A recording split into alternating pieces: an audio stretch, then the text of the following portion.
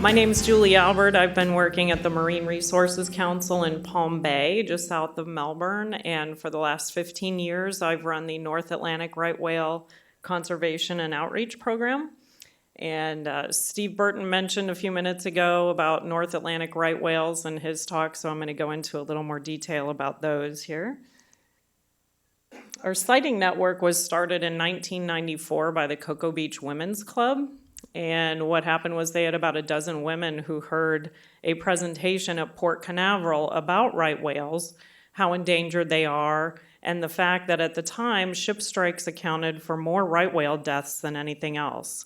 And the Women's Club said, you know, a lot of us live in high-rise condos right on the beach. We can see the ship channel from our homes. And why don't we keep an eye out for these whales and notify the port where the whales are so that you guys can avoid running over them? They thought it was a great idea, and they got to have such a great response that a year later, they gave it up because there were so many people involved, they couldn't handle it anymore. So thanks to Harry Richter, who was here earlier and had to leave, unfortunately, the Marine Resources Council took that program over in 1995. Ever since then, we've been training and coordinating a volunteer sighting network that now reaches all the way from Fernandina Beach all the way down to Miami.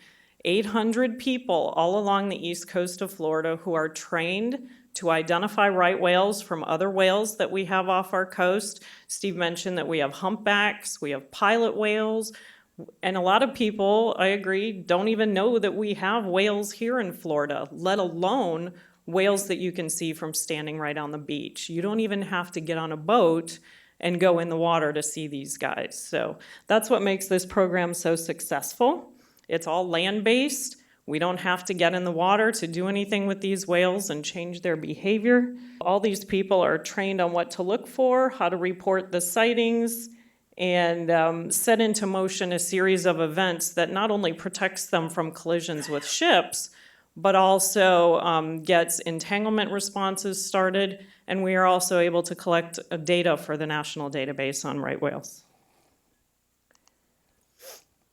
The reason why we do this is because there's only about 500 whales left in this population, and we are lucky enough to have the pregnant females come down here to the coast of Florida and Georgia to give birth to their calves. It's the only known place where they do this, so while they're here, we're just trying to make sure they're protected long enough to make that journey back up north to the feeding ground in the summertime. We typically only see about 20 to 22 calves per year on average, which is another reason why it's so crucial that we protect them, because 20 calves is not very many. And even though they've been protected for almost 80 years, we're still only seeing a 1% population growth annually with these whales, and that's not very much. So unfortunately, even though whaling still isn't going on anymore, it is still human-induced mortality causes that we see most often. So we're working really hard to educate the public about the plight of the right whales, the fact that it is still people who are causing most of their deaths, mainly through ship strikes and entanglements in commercial fishing gear.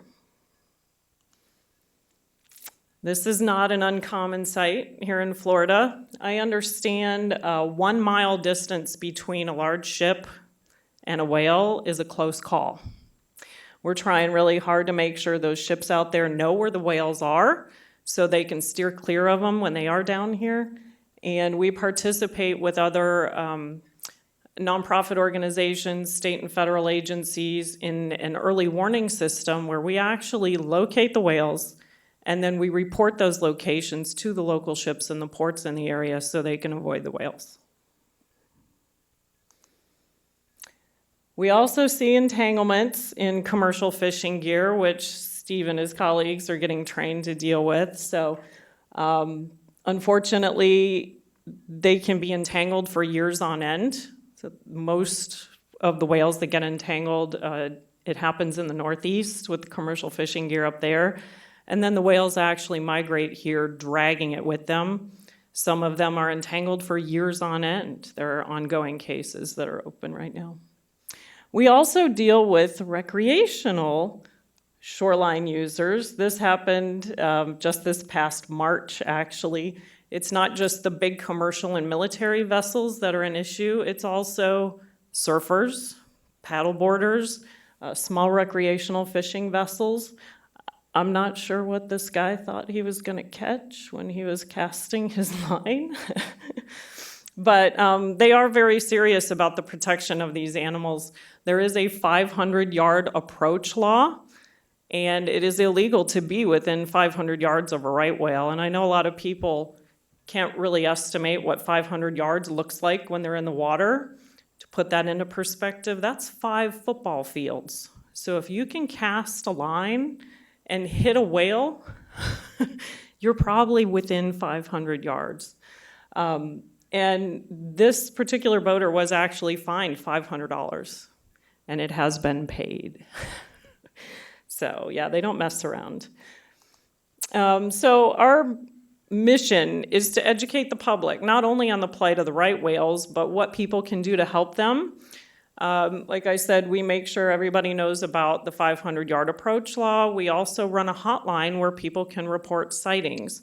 So when you purchase a Protect Florida Whales plate, you're supporting not only the hotline that we have, but just that hotline alone sets into a series of events that not only allows us to tell the ships where the whales are, but we also do research with photo ID.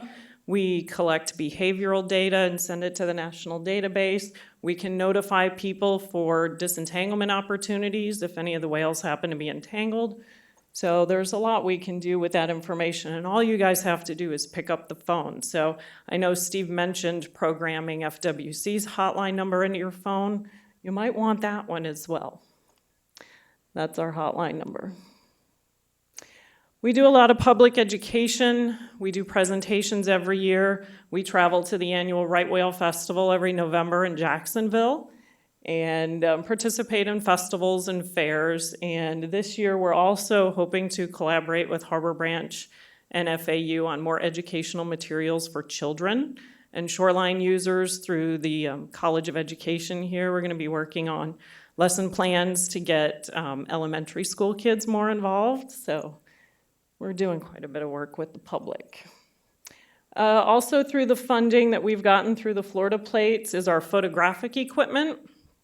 We are able not only to identify individual whales and send that off to the national database, but those photos are also used for injury and health assessments. We can study migration patterns and habitat use as well. We've been getting funding from the Florida Plates for the last decade. So over the last 10 years, we've received almost $400,000 from Harbor Branch and the plates that you've purchased. And we've also been able to share about $175,000 of that with the Marine Land Right Whale Project, which has also helped us out quite a bit, verifying sightings and making sure that information gets into the database as well. So that's where your money goes when you buy a Florida whale plate, and we appreciate Harbor Branch and the opportunity to apply for those grants as well. So thank you very much.